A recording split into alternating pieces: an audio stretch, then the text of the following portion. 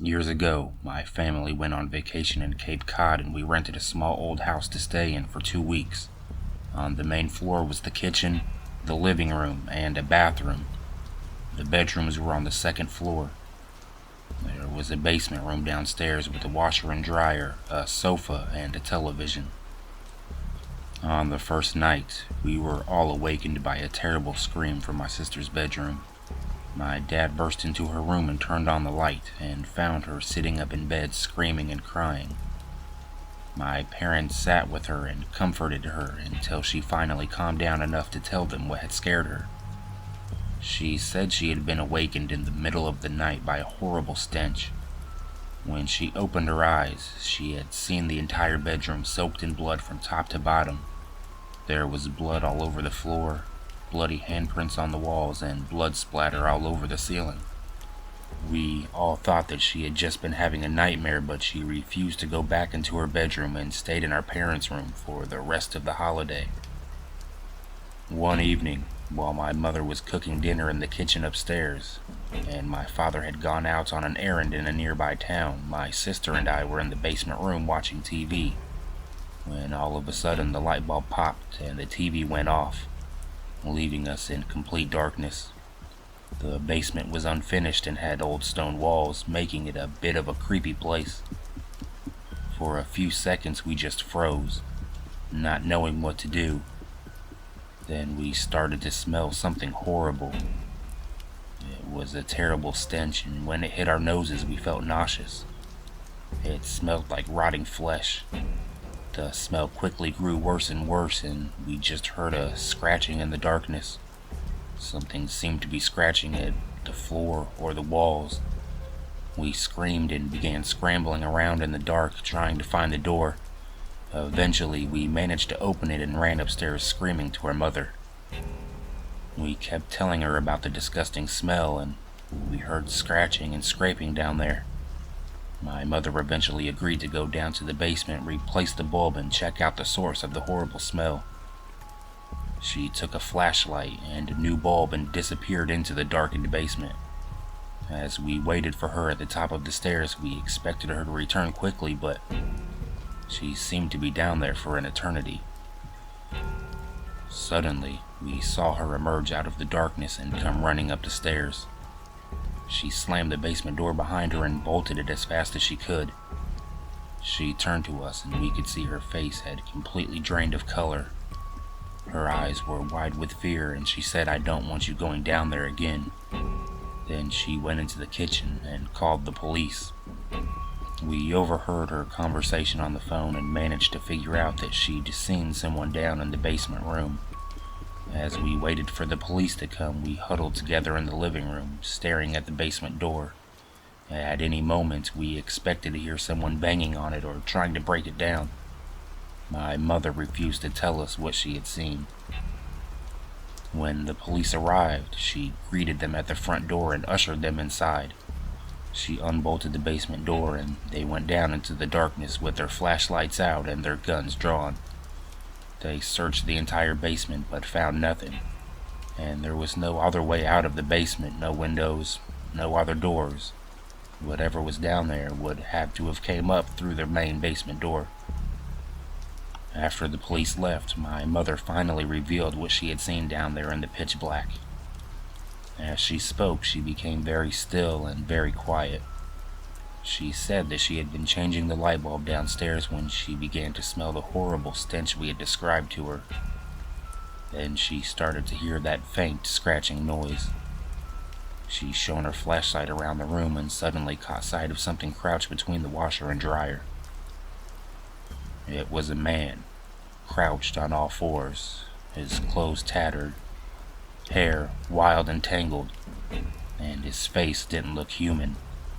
It was twisted in an expression of pure hatred. In that split second, he looked up at my mother, his eyes reflecting the beams from her flashlight.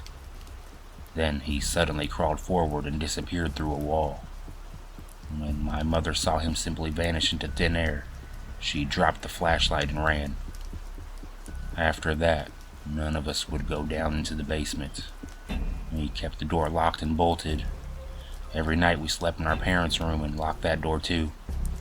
We ended up cutting our holiday a few days short and just drove home later.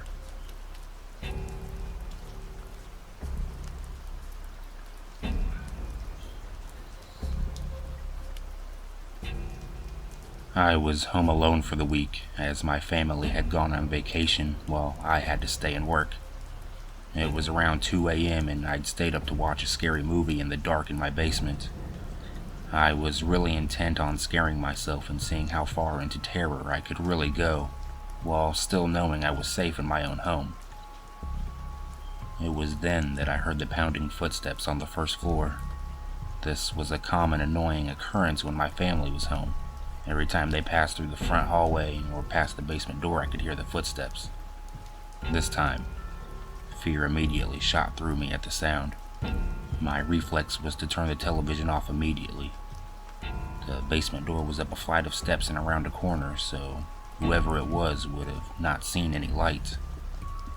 I heard the basement door handle click and turn as I sat in absolute darkness. I moved slowly, as to be absolutely silent, and crawled behind our large television.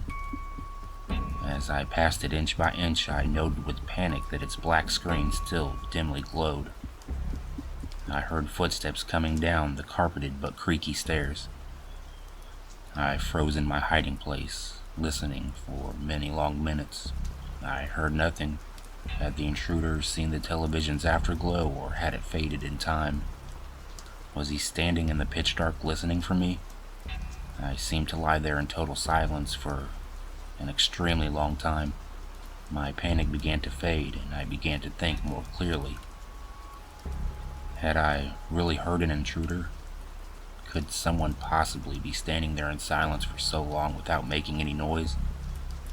The basement was so quiet that the silence itself began to hurt my ears. Could the unknown person really avoid any noise from shuffling or breathing or anything else? If there was an intruder, he was still in the basement because the creaky stairs were incredibly loud. The door handle clicked, and he wouldn't know to mask his footsteps on the first floor so they couldn't be heard down here. I began counting in my head, trying to pass the time, as drool fell from my mouth onto the carpet. I didn't dare risk the sound of swallowing. I counted to 60 seconds once, twice, 30 times, then 60 times. By now my fear had faded, and I was more confused than anything. I estimated I'd been crouched in the absolute black for almost 2 hours and had still heard nothing. If there was an intruder, none of this made any sense. Finally, I decided I'd have to make a move. If I did nothing, eventually the sun would come up and shine through the small basement windows. And worse, I began to smell something horrible. Slowly, ever so slowly, I began inching my way towards the stairs by the walls. If someone was standing there in the dark, I should be able to go around them and make a break up the stairs. Meanwhile, the horrible odor grew stronger, and had something died down here in the night, no living person would smell like that. Terrible images of some sort of corpse monster listening for me in the dark erupted in my thoughts, and I moved as fast as I could without making a sound. Just as I finally approached the stairs, there was an enormous clatter, as if something was falling or collapsing to the floor. It was at that moment I leapt forward and crashed up the stairs, running out through the open basement door and my wide-open front door. Now, certain that someone was in my house, I called the police from my cell phone and watched my house from afar. The police came, checked inside the house, and then grimly came back out to question me. They had found a body, my elderly neighbor who seemed to have died of a heart attack. Their belief was that I must have left the front door unlocked and he may have wandered in the house while dying, looking for help. At first I felt horrible, thinking that I had sat there in the dark while the old man literally died a few feet away. Then it occurred to me, what the hell was the loud noise of things falling that last prompted me to bolt up the stairs and out of the house? I asked, and the police confirmed. The back door of my house had been left open as well. near a single bare footprint in the mud. Somehow, for some reason I'll never know, there was someone else in that basement with us, silent, waiting and listening in the dark over the fresh corpse of an old man.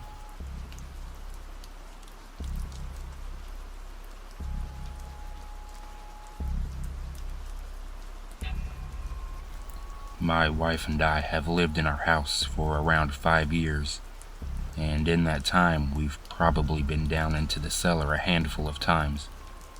Our house is an old Victorian terrace house, and so the cellar is rather cold and damp.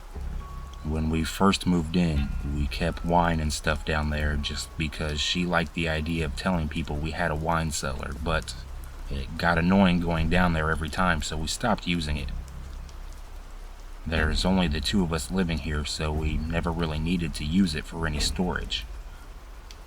A few weeks ago, we decided we were going to renovate it, maybe turn it into a mini gym or something.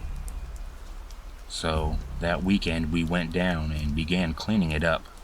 The cellar had a stone floor, but the walls were covered in this horrible yellow floral wallpaper. It looked old as hell, and I assumed it was put up decades ago. We began to strip the wallpaper, and that's when we found the door. It was covered up with wallpaper. The door was set into the wall, plain wood, and the door handle had been removed so that it stayed flat.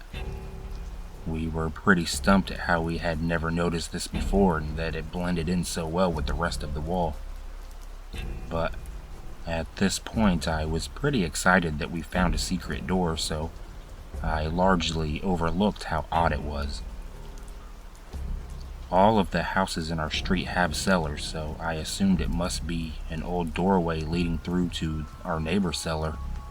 We decided that we'd go around to our neighbor's house tomorrow morning and tell him about the doorway, suggesting that we brick it up or something. I didn't really feel comfortable having this access point into our house. My wife tried to look through the small circle hole in the door where the handle had been removed, but it was pitch black in there. But since we're nosy, we used the light on her phone to peek through the hole. My wife looked first, and suddenly she went still. "This doesn't go into next door cellar," she said slowly, moving back from the door. I frowned and took her phone, looking for myself. Instead of the cellar, there were stone steps leading downwards. I couldn't see very far with the light from the phone, so I brought down my big torch and managed to get the door open. We looked down the stairs with the torch. They weren't very long, and at the end of the stairway was another door. This one looked really old.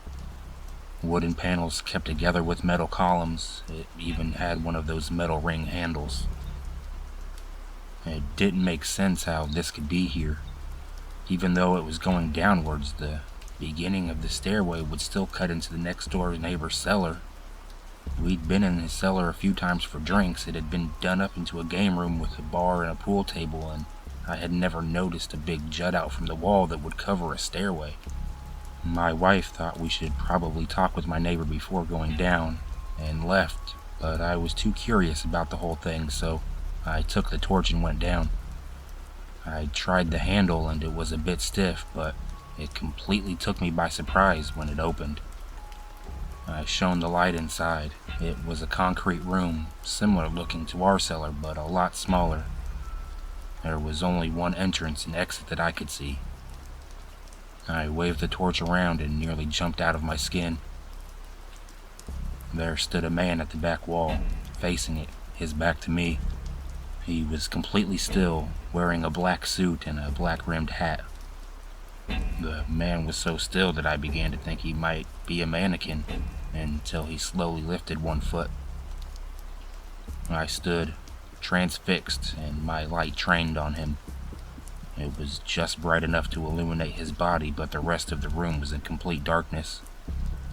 He held his foot in the air before slowly moving a step backwards. His movements were unnatural and jerky, like someone who didn't fully understand how to walk. He stayed like that for a moment, completely still, one foot placed back, and then he lifted his other foot in the same jerky movement. This time, when he stepped back. His foot slammed on the floor. The sound shook me out of my frozen state, and I jumped back. Suddenly, he was moving quick. He was running backwards towards me, his legs jerking around unnaturally. Recalling this now, it sounds kind of funny, I know, but at the time it was utterly terrifying. I've never seen anything move that way before. I instinctively threw the torch at him. Maybe I thought I could knock him out or something, I honestly don't know. I legged it back upstairs, slamming the door shut behind me, and running upstairs again and out of the cellar, slamming that door shut too. I hesitated by the door, barricading it with my arm and trying to control my breathing and understand what I had just witnessed. I heard the sound of the first door push open in the cellar, and then what sounded like a large lump of flesh dragging along the floor. I thought I began to hear what sounded like a low, hissing noise, at which point I ran out of the house yelling my wife's name.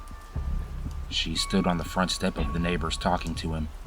I grabbed her and pulled her to the other side of the road, yelling for my neighbor to get away from the house. Without wanting to explain to them what I saw, I grabbed my phone and called the police. We all stood there in the dark, my neighbor in his robe and slippers looking at the house. After a few moments, I saw the lights that were left on flicker through our kitchen window, and then they went out completely. All I remember was holding my wife's hand tightly, looking up into our dark windows and waiting for the police to arrive. They found no one in the house, but the cellar door was open, and so was our back door. They checked our garden, but found no one and no footprints or signs of someone being there previously. They brought a team over to check out the hidden room. My neighbor claimed no knowledge of that room and that he too couldn't understand how the stairs and room could even exist, how it could fit between the two cellars. The police couldn't explain it any more than we could. I didn't want to ever go back in there, so they showed us photos of the walls inside that room.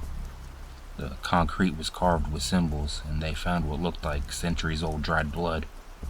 They had the symbols sent to our local university's history department, but nobody knew what they meant. They sealed off the room, and we've never gone down into the cellar again. I think we made a huge mistake that day in opening that door and going into that room. I think we set something free that day. Something that someone had locked up for a reason. And I don't think it's good.